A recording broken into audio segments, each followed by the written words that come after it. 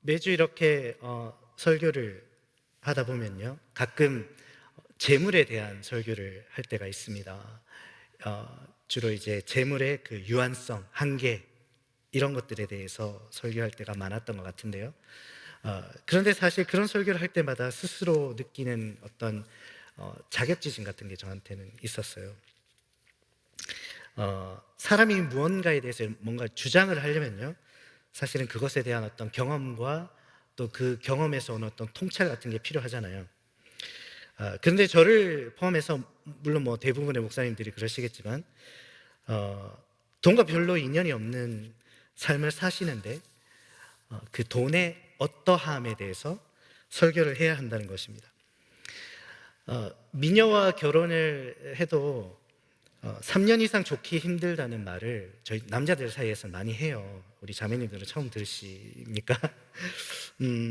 물론 14년째 여전히 좋기만 한 저로서는 도저히 뭐 납득이 안 되는 이야기이긴 한데, 누군가 그런 이야기를 할 때면 저분은 도대체 어느 정도 객관적으로 인정할 수 있는 미녀분과 살고 계시길래 저런 말씀을 하실까 하고 그 말의 신빙성에 대해서 의문을 던지게 되는 것 같습니다.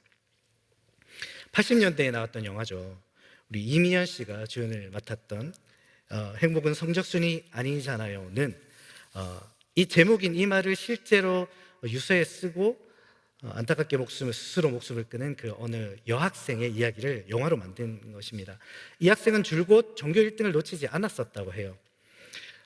그러했기에 그녀가 남긴 그 한마디가 동시대의 많은 사람들에게 깊은 울림을 줄 수 있었다고 저는 생각을 합니다. 최고의 성적의 자리에 올라봤는데 이게 행복과 아무 상관이 없더라 하기 때문에 설득력을 가지게 되는 것은 너무나 당연한 일이라고 생각해요.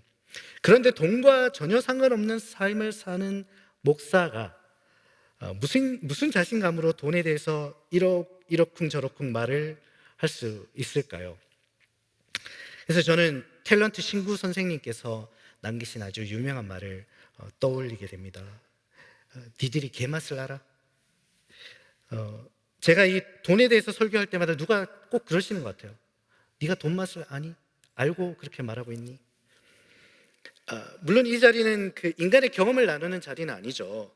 성경이 말씀하시는 대로 그대로 전하는 자리니까 말씀에만 철저하게 근거하고 있다면 설교자로서 비단 뭐 재물뿐만 아니라 어떤 주제에 대해서도 다루지 못할 내용은 없다고 저는 믿습니다. 그럼에도 한 인간으로서 경험하지 못한 주제에 대해 말해야 할 때 가지는 그 자격지심은 어쩔 수가 없는 것 같습니다.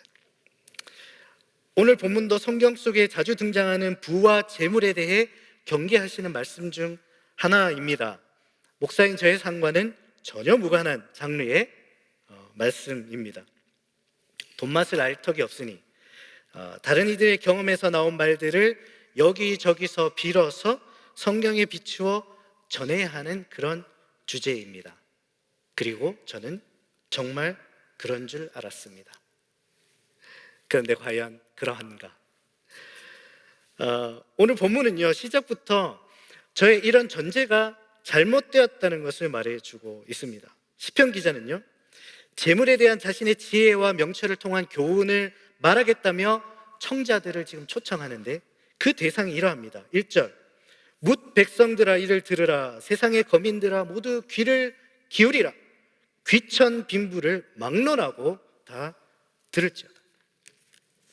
시편 기자가 지금부터 전할 내용은 부자들만을 대상으로 하고 있는 것 같지는 않습니다. 그는 부자와 귀한 자들은 물론이고 가난한 자, 천한 자까지 모두 그의 이야기로 초청하고 있습니다. 그는 빈부 귀천을 막론하고 뭇 백성들, 세상의 거민들을 향해 이 교훈을 외치고 있어요. 아무리 가난한 자도, 저같이 돈과 평생 인연이 없을 것 같은 삶을 사는 자도 나는 가난하니까 하며 재물에 대한 경고와 교훈에 대해 늘 남의 이야기처럼 흘려 들어왔던 그 어떤 누구도 반드시 이 이야기는 들어야 된다 라며 그는 말하고 있습니다. 그래서 오늘의 이 본문이 다루는 재물, 즉 돈에 대한 이야기는 부자들만이 알 법한 그것을 가졌을 때만 발생할 수 있는 어떤 부의 나쁜 영향들에 대해 하는 경고라기보다는 그것을 가져보았건 그러지 못했건 사람이라면 누구나 가지고 있는 재물과 돈에 대한 태도, 어떤 기대, 그리고 돈이 그들에게 미치는 보편적인 어떤 무형의 영향력에 대해 말하고 있는 것임을 우리는 짐작할 수 있는 것 같습니다. 그러면 시편 기자는 과연 어떤 교훈을 그토록 말하고 싶어 하는 것일까요? 시편 기자는 우리 모두를 자신의 이야기 앞에 불러 모아두고 즉시 숨가쁘게 지혜와 명철로 깨달은 자신의 교훈을 들려줍니다. 6절입니다. 자기의 재물을 의지하고 부요함을 자랑하는 자는 아무도 자기의 형제를 구원하지 못하며 그를 위한 속전을 하나님께 바치지도 못할 것은 그들의 생명을 속량하는 값이 너무 엄청나서 영원히 마련하지 못할 것임이니라. 지금 시편 기자는 재물의 어떠함에 대해 이야기하고 있습니까? 사실 우리는 이런 것들을 기대하게 되지 않습니까? 재물 의지하면 다른 소중한 것을 다 잃을지 모르니까 조심해라. 혹은 재물만 쫓으면 사람을 잃게 돼. 그러니까 절대 그런 일 없도록 해라. 혹은 재물보다는 인격이다. 그러니까 사람 됨됨이가 참된 재물이다.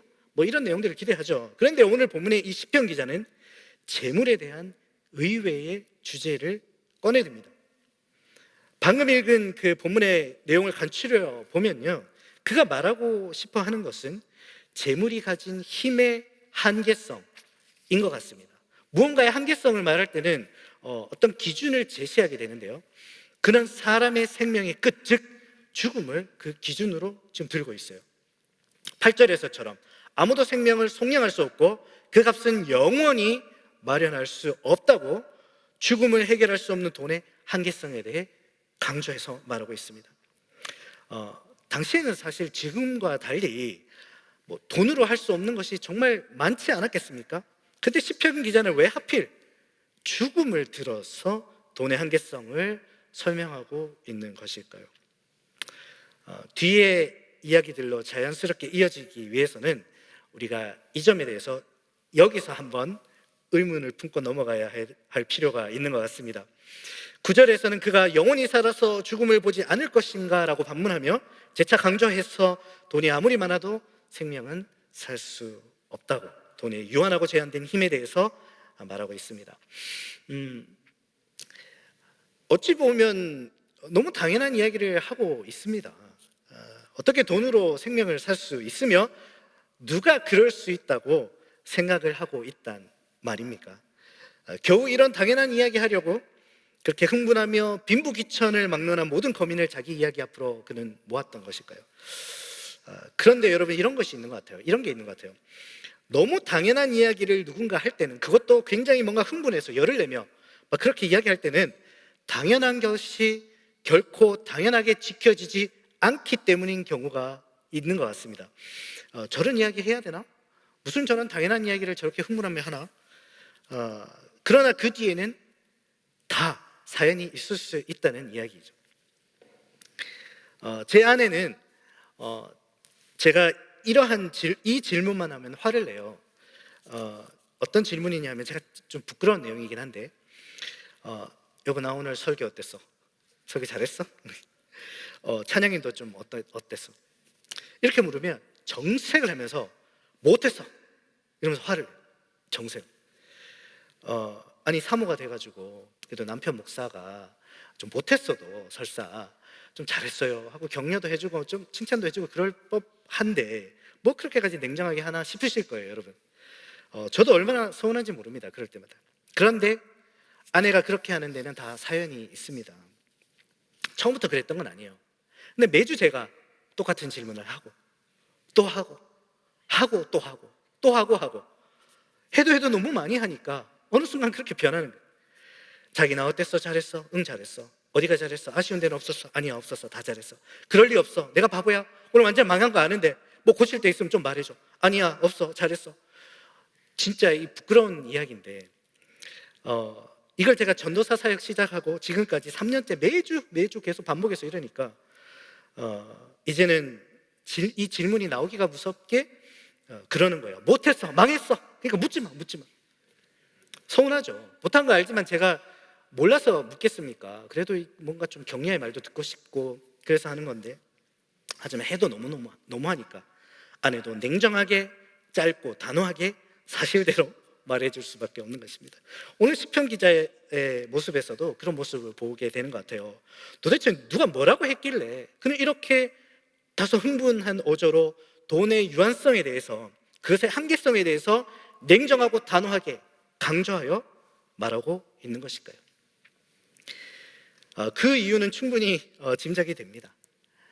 그는 지혜와 명철을 통해 돈에 대해 깨달은 바에 의하면 역사 속에서 수많은 인류가 죽음을 통해 돈의 한계성을 경험하고 깨달아 왔음이 분명한데, 다음 세대를 살아가는 백성과 세상의 거민들은 또다시 반복해서 돈에 대하여 헛된 기대에 찬 질문을 던지고 살고 있다는 것입니다. 세대가 바뀌어가면서 좀 깨달을 만도 한데 계속해서 반복해서 그러고 있다는 것입니다. 그 모습을 보며 13절에서는 어리석은 자들의 길이라 책망하기도 하고 12절과 20절에서는 마치 멸망하는 짐승과 같다고 조롱하기도 하며 우리에게 교훈하고 있는 것입니다. 너희가 아무리 기대하는 마음으로 돈의 모든 소망을 두어 보지만 변한 것은 없다. 돈으로 영원한 생명을 속량할 수 없고, 돈이 아무리 많아도 영원히 살아서 죽음을 보지 않을 자는 없다. 그리고 19절의 말씀처럼 너희와 똑같은 기대로 살다가 먼저 간 역대 저상들에게 너희도 돌아가서 영원히 빛을 보지 못할 것이라고 경고하고 있는 것입니다. 실로 그의 말대로 역사를 통해 어느 누구 할 것 없이 인간은 정해진 때에 죽음을 맞이했고, 10절의 말씀처럼 그들의 재물은 남에게 다 남겨두고 떠나야 하는 그런 씁쓸한 결말을 맞이했습니다. 그럼에도 인간들은 마치 자신의 부가 자신의 집과 거처를 대대에 이르게 할 것처럼 기대하며 살고 있다고 그는 11절에서 그렇게 지적하고 있습니다. 여전히 돈에 희망을 걸고 장생과 나아가 불멸의 착각에서 깨어나지 못하는 인간들이 있었기에 시편 기자는 이렇게 냉정하고 엄중하게 외치고 있었던 것이죠. 그렇다면 여러분, 인간은 정말 부의 축적으로 인해 불멸의 착각에 빠져 살게 되는 것일까요? 여러분, 어떻게 생각하십니까? 같은 인간의 입장에서 들으면 도대체 누가 그런단 말인가 하면 다소 좀 황당하게 들릴 수 있는 것 같아요. 그러나 우리가 모르는 우리의 내면 깊숙한 어디에서는 어쩌면 그런 헛된 기대를 가지고 있을지 모른다는 생각을 저는 하게 됩니다. 돈은 인간에게 많은 것을 가능하게 하죠. 많으면 많을수록 그렇습니다. 재물을 축적하는 과정에서 이러한 불변의 공식을 경험한 인간은 저 돈이 끝없이 많아지면 어쩌면 사람이 불가능한 것이 없을 수도 있겠다는 그런 착각에 빠져들 수 있을 것입니다. 돈이 주는 영향력이고 돈이 만들어내는 착각이죠. 그래서 독일의 그 철학자 발터 베냐민은 이렇게 말했습니다. 돈은 인간에게 유사 전능성을 부여한다. 돈이 많아져서 자신의 가능성의 범위를 넓혀가던 인간은 어느 순간부터 스스로를 신과 같이 전능한 존재로 여기게 된다는 설명입니다. 좀 황당한 이야기로 들릴 수 있지만 실제로 인류 역사를 조금만 들여다보면 전혀 근거 없는 이야기 같지는 않습니다. 역사가 흘러오면서 돈으로 안 되는 일들은 점점 줄어들고 있습니다. 그 과정에서 스스로 전능해졌다 생각하게 된 인간은 유사 전능성에서 완전한 전능성의 단계로 넘어가기 위한 마지막 그 관문인 불멸의 영역의 주변에서 자신도 모르게 기웃거리게 된다는 것입니다. 부와 권력을 쥐게 된 진시 황제를 비롯한 수많은 그 역사 속의 군왕들이 보였던 모습이 그러했죠. 이것이 불가능하다는 것을 알면서도 인간은 그것을 소망하고 그것에 도전하게 되는 것입니다. 이스라엘의 그 히브리 대학의 유명한 역사학자죠, 유발 하라리 교수는 그의 저서 호모 데우스라는 책에서 이렇게 인류의 미래의 역사의 방향성을 소개합니다. 현대에 이르러 드디어 기아, 역병, 전쟁을 관리하고 통제할 수준으로 만든 인류가 앞으로 추구할 목표는 행복, 신성, 불멸이 될 것이다. 다시 한번 행복, 신성, 불멸이 될 것이다. 어떻습니까? 정말 이 소름 돋도록 무모하고 당돌하고 불경스러운 생각이지 않습니까? 우리는 무슨 황당한 소리 하고 있나라고 발뺌할지 모르지만 사실은 방법만 잘 몰라 못하고 있을 뿐 결국 인간의 역사는 이리로 가고 있는 것입니다. 과거의 역사가 그러했고 미래의 역사의 방향성도 변함없이 그럴 것이라고 지금 그가 말하고 있는 것이죠. 여전히 황당한 이야기로 들릴 수 있지만 그렇지 않다는 것이죠. 인간은 태초에 우리가 지금 가지고 있는 것과 똑같은 이 육체를 가지고 영원을 살도록 디자인되어 창조된 존재입니다. 실제 노아 방주 이전 시대에는 사람들은 1000년 가까운 세월을 살았어요. 우리의 세포 속 DNA 하나하나에는 과거의 조상들이 누렸던 그 불로장생과 불멸에 대한 기억이 오롯이 간직되어 있습니다. 그러니 본능적으로 불멸을 추구하는 것은 지극히 자연스러운 유전적 현상이며 자연스럽다 못해 당연한 것인지도 모릅니다. 돈으로 모든 것이 가능해진 이때에 이 불멸만 내가 손에 쥔다면 내가 바로 하나님이 되는 것 아니겠습니까? 그래서 죽음이라는 이 한계가 너무 뚜렷하고 견고해서 이제는 포기한 듯 무관심한 듯 살아가지만 여전히 우리 안에는 그것을 향한 뜨거운 갈망이 남아 불타고 있다는 것이죠. 그리고 문제는 이 불가능할 것 같은 욕망에 더 가까워지는 수단으로 인간이 선택한 것이 바로 재물의 힘이었다는 것입니다. 돈은 그러한 인간의 기대에 응답하여 인간이 원하는 유사 전능성을 선물하죠. 그리고 스스로 신이 된 듯한 착각 속에 취해서 신성과 불멸을 탐하며 그렇게 살게 하는 것입니다. 근데 여러분 지금까지 이런 유사, 전능성이라든지 신성, 불멸 같은 이런 단어를 들으시면서 어떤 성경 속의 어떤 한 장면과 이렇게 좀 클릭되는 것을 느끼지 않으십니까? 분명히 있을 것입니다. 어디입니까 그게? 그렇습니다. 바로 창세기에 나오는 아담과 하와의 그 원죄 현장입니다. 그들은 왜 선악과를 범했습니까? 너희가 하나님처럼 될 것이다 하는 그 사탄의 유혹 때문 아닙니까? 인간이 바벨탑을 쌓았던 이유도 이와 비슷해요. 탑을 건설하여 그 탑 꼭대기를 하늘에 닿게 하여 우리 이름을 내자. 그러니까 하나님 계신 곳까지 우리가 높아져서 자신들의 이름으로 하나님의 이름에 한번 도전해보자 이런 뜻이죠. 이런 모든 시도들은 보기 좋게 실패하고 말았지만 오늘날까지도 우리 인간들 내면에는 여전히 하나님의 그 전능성, 신성, 불면에 도전하고 싶은 본능이 살아 꿈틀대고 있는 것입니다. 나도 하나님처럼 돼보겠다는 죄성이 끊임없이 우리를 그 자리로 달려가게 하는 것입니다. 그리고 바로 이 돈이 이러한 인간들의 타오르는 이 무모한 도전 정신에 부채질을 하고 있는 것이죠. 저는 오늘 이 본문을 포함한 성경에 나오는 재물에 대한 그 경고의 말씀들이 본질적으로 지적하는 부분이 바로 이 지점이라고 생각해요. 신성과 불멸을 향한 인간의 그 무모한 기대가 그것을 가능하게 해줄 것 같은 돈의 마력과 손을 잡고 감히 하나님의 영역인 영원과 불멸을 넘보는 이 불경스러움, 이것을 멈춰야 한다고 그토록 열렬히 우리에게 외치고 있는 것이라고 생각합니다. 역사가 흐르는 과정에서 재물의 형태는 이 숫자로 표현되는 돈으로 자연스럽게 이렇게 정리되어 내려왔습니다. 마치 그 전염성이 가장 강한 변이 바이러스가 모든 다른 바이러스를 제치고 적자로 생존하게 되듯이 돈은 자신이 가진 특유의 그 가치 전달의 신속성과 가치 교환의 편의성을 가지고 당당하게 재물계를 다 평정하고 만 것이죠. 당연히 이 돈의 힘을 극대화하는 것은 인간 자신의 꿈을 이루기 위해 필수적인 과정입니다. 그래서 숫자로 표현되는 이 돈을 가치 매김의 기준으로 삼기 위해 인간들은 이 세상의 모든 가치를 수치화하여 그것을 다시 돈의 숫자로 환산함으로 돈의 지배력을 점점 넓혀갔다고 저는 생각을 해요.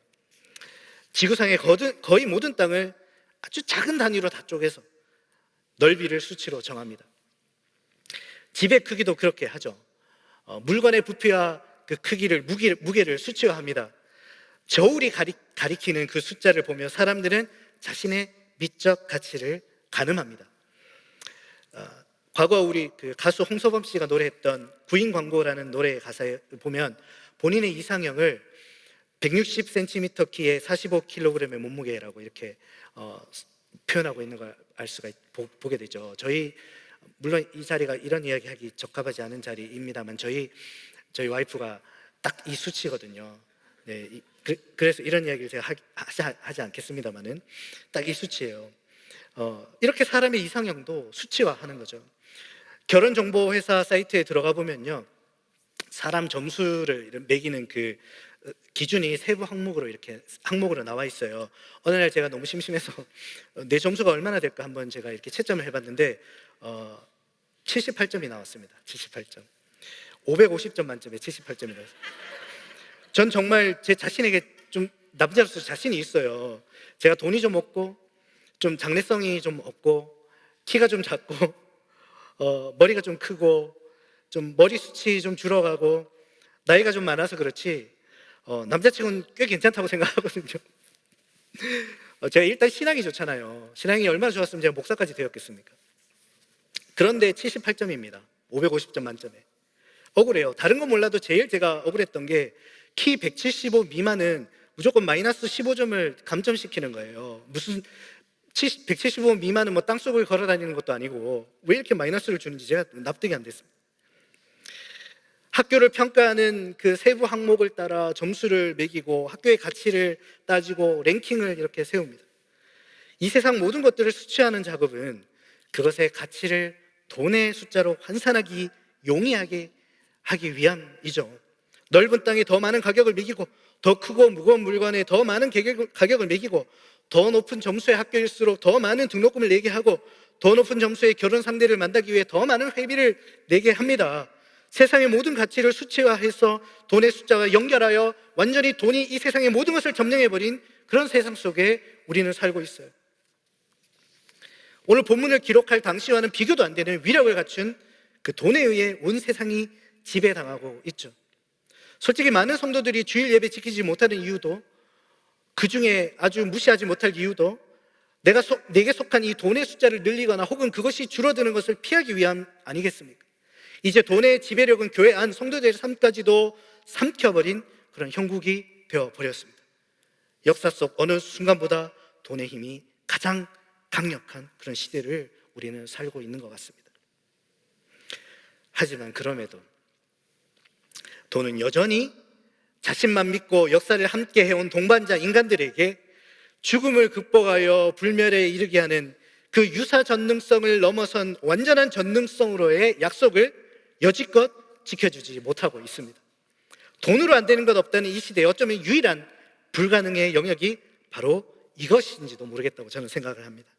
이렇게 될 것을 확신하고 있었던 시편 기자는 8절과 9절에서 또 19절에서 아주 단호한 어투로 영원히 그렇게 못할 것이다 라는 말을 3번이나 쓰며 돈의 힘으로 결코 극복할 수 없는 신적 불멸의 그 영역의 경계를 확실하게 해두고 있는 것입니다. 여기까지 우리는 돈의 그 한계성과 죄인인 우리가 돈에 대해서 가지는 그 기대감, 그리고 돈이 우리를 속이는 것이 무엇인지에 대해서 함께 좀 생각해 본 것 같아요. 그러면 이제 우리는 어떻게 살아야 합니까? 시편 기자는요, 그저 돈의 한계성만을 교훈하기 위해 이 이야기를 시작한 것은 아닐 것입니다. 만약 그랬다면 그는 그저 무신론적 허무주의자에 불과하겠죠. 그러나 그는 돈과 인간의 이 어리석은 역사적 결탁을 신랄하게 꼬집은 후에 우리의 시선을 자연스럽게 이곳으로 돌리게 합니다. 15절입니다. 그러나 하나님은 나를 영접하시리니 이러므로 내 영혼을 수올의 권세에서 건져내시리로다. 셀라. 셀라는 음악적 구호죠.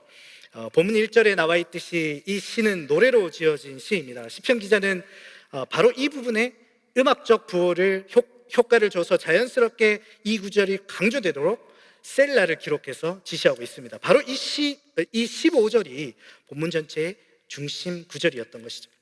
앞서 14절에는 돈을 믿고 신뢰하여 자신이 장구할 것이라 기대했던 인간들은 결국 사망이 그들의 목자가 되어 수올에 들어가게 될 것이라 말합니다. 하지만 바로 이어 15절에서 하나님을 신뢰하고 사는 자는 그분이 영접하심으로 수올의 권세에서 건짐을 받게 된다며 돈의 한계 앞에 망연자실하고 있는 청자들을 하나님께로 소개해 드리고 있습니다. 그가 5절에서 죄악이 나를 따라다니며 나를 에워싸는 환난의 날을 내가 어찌 두려워하랴 라고 말할 수 있었던 이유도 그를 수월에서 건져내실 하나님을 믿는 믿음 때문이었습니다. 그래서 결국 인간의 인생은 이 두 가지 선택지에서 어느 쪽을 선택하느냐에 따라 자신의 운명이 결정되는 것 같습니다. 하나님을 택한 자는 전능자의 날개 그늘 아래에서 참된 쉼을 얻으며 환난 날에 자신을 건지실 하나님 안에서 안식하게 될 것입니다. 그러나 돈으로 대표되는 재물을 선택하는 자는 재물이 약속하는 헛된 기대에 속아 자신도 하나님같이 되는 일에 끊임없이 더 많은 숫자를 갈망하며 굶주린 멸망하는 짐승과 같이 살다가 수월에 내려가고 말 것입니다. 그래서 우리 주님도 재물을 만몬신에 비유하며 그것과 하나님 둘 중 하나님 하나만을 택하라고 우리에게 말씀하셨던 거라고 저는 생각을 합니다. 하나님을 믿는 자와 그렇지 않은 자를 구분할 수 있는 방법은 정말 많은 것 같아요. 그러나 오늘 말씀에 비춰볼 때 이것 하나를 보면 확실하게 알게 되는 것 같습니다. 하나님을 믿는 자는 믿지 않는 자는 자신이 가진 숫자에 관심이 많습니다. 그것으로 자신의 가치와 능력을 판단합니다. 더 많은 숫자를 욕망합니다.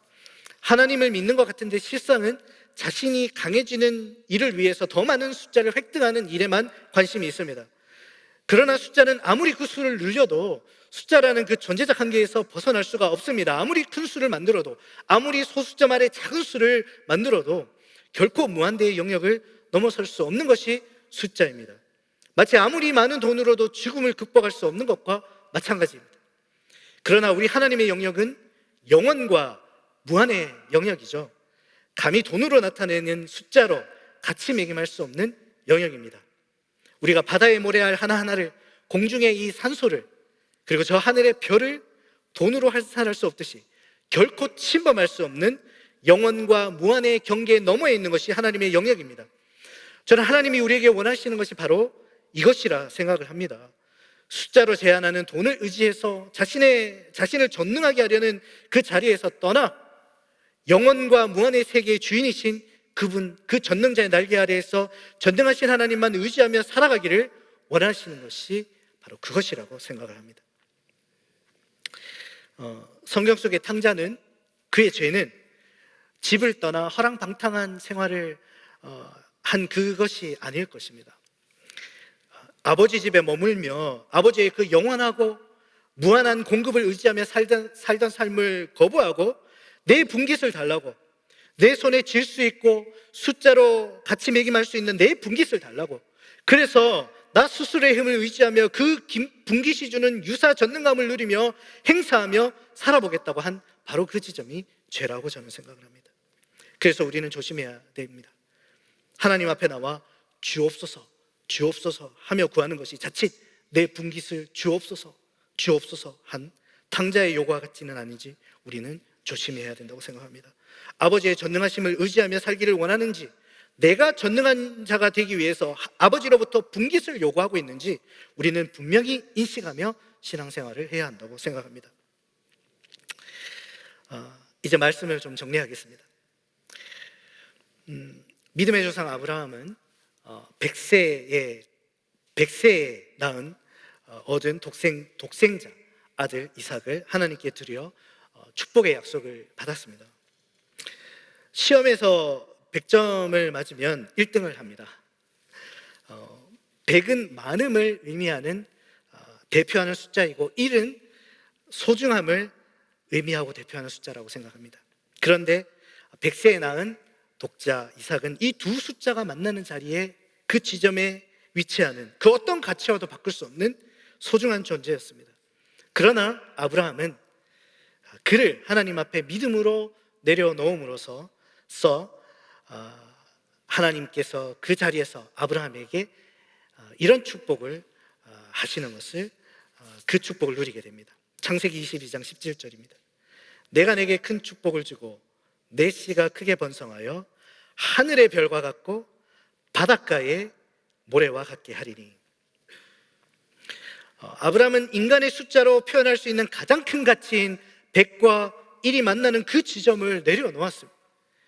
그러자 하나님은 인간의 숫자로 도저히 가치 매김할 수 없는 하늘의 별과 바다의 모래가 상징하는 그 영원과 무한의 영역의 축복으로 그에게 축복해 주셨습니다. 하나님이 우리 삶에서 원하시는 것이 바로 이것이라고 저는 생각해요. 여러분, 여전히 자신에게 속한 숫자를 보며 자신의 가치를 판단하고 계십니까? 더 많은 숫자를 가진 누군가를 부러워하면서 그리로 자신의 인생의 목표를 세우셨습니까? 내가 가진 숫자보다, 남이 가진 숫자보다 내가 가진 숫자가 좀 많다 해서 마치 전능자가 된 것 같은 착각 속에서 더 많은 전능성에 목말라 하며 사는 분들이 계십니까? 이런 자들의 거처는 바로 스올이라고 오늘 시편 기자는 말하고 있습니다. 우리가 추구할 것은 내가 강해지는 것이 아니라 우리 아버지 하나님의 전능하심을 의지하며 사는 것이라고 저는 생각합니다. 예수님께서도 하나님의 대척점에 두고 둘 중에 하나만 섬길 수 있다 하신 그 만몬의 신, 돈이 주는 약속 붙들고 사는 것이 아니라 숫자가 결코 넘어설 수 없는 그 영원과 무한의 영역에 계신 우리 하나님의 축복의 약속 붙들고 사는 것이라고 저는 생각합니다. 힘든 시기를 살아가는 이때 우리가 참으로 의지할 것이 무엇이겠습니까? 우리가 구하는 것이 무엇이어야 되겠습니까? 우리가 예배 시작할 때 함께 찬양했던 것처럼 우리의 고난 영혼이 편히 싣고 풍랑이 일어도 안전한 포구가 도대체 어디란 말입니까? 바로 우리 주의 영원하신 판, 우리 하나님 그 전능자의 그 날개 그늘 아래인 줄 저는 믿습니다. 이것을 믿고 하나님의 능력만 의지하여 살아 숫자의 속임수에 속아 수월로 내려가는 삶이 아니라 영원하고 무한한 그분의 축복 안에서 안식하며 사시는 복된 모든 베델의 성도님들 되시기를 간절히 바랍니다. 아멘. 이 시간 함께 찬양했으면 좋겠습니다. 그 크신 하나님의 사랑, 찬송가 404장 함께 찬양할게요. 하나님의 사랑은 숫자로 다 표현할 수가 없습니다. 그래서 하늘을 두루마리 삼고 바다를 먹물 삼아도 다 기록할 수 없다는 이런 아주 추상적인 말로밖에 담아내지 못하는 그런 무한한 사랑이십니다. 저 높고 높은 별들이 있는 그 무한의 영역을 넘어 아들 예수를 우리에게 보내어 우리를 구원해 주신 영원하고 무한하신 사랑이십니다. 이 사랑이 아니고 우리가 무엇을 의지하여 우리의 구원으로 삼을 수 있단 말입니까? 이 시간 그 측량 못할 그 크신 하나님 사랑만 내가 이제 의지하고 살겠습니다 결단하며 함께 찬양하겠습니다.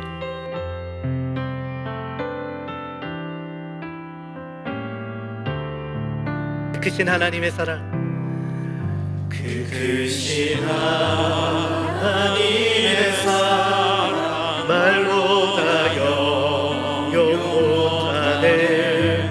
저 높고 높은 별을 넘어 이 낮고 낮은 땅 죄범한 영원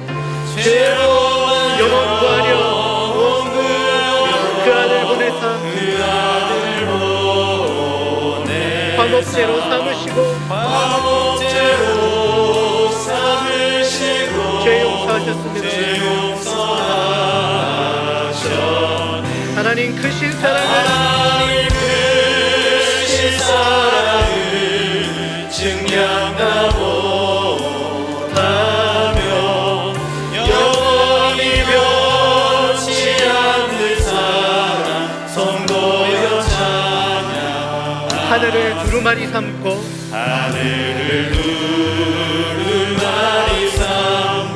바다를 먹물 삼아도 한없는 하나님의 사랑 다 기록할 수 없겠네.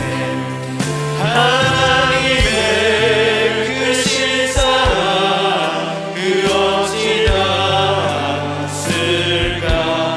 저 하늘 높이 쌓아도 채우지 못한 하나님 크신 사랑은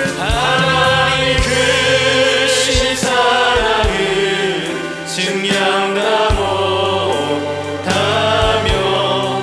영원히 변치 않는 사랑 성도여 찬양하세. 아멘. 아멘. 이 시간 우리 다 함께 기도하겠습니다. 여러분은 어느 쪽을 선택하고 살아가고 계십니까? 스스로 전능해지는, 자신이 강해지는 길입니까? 아니면 전능자의 날개그릇에서 그분을 의지하며 안식하며 사는 길입니까? 우리 주님의 뜻은 분명합니다. 내게 와라, 내게 와라. 너희를 향한 이 측량할 수 없는 사랑 안에 거하라. 너희는 내 안에서만 참된 안식을 얻을 수 있을 것이다. 혹시 돈이 말하는, 재물이 약속하는 그 거짓에 속아 하나님의 전능하심을 의지하지 못하고 헛된 숫자 노름에 빠져 사느라 지친 성도님들 계십니까? 이 시간 우리 하나님 그 너름품 안으로 자신을 맡겨 드리십시다. 그 전능자의 강한 팔이 고난 우리 영혼을 쉬게 하실 것입니다. 이 시간 우리를 향하신 그 무한하신 영원하신 그 사랑만을 의지하며 살겠습니다. 그렇게 결단하며 함께 통성으로 기도하겠습니다. 오 주님, 그렇습니다. 주여, 주여.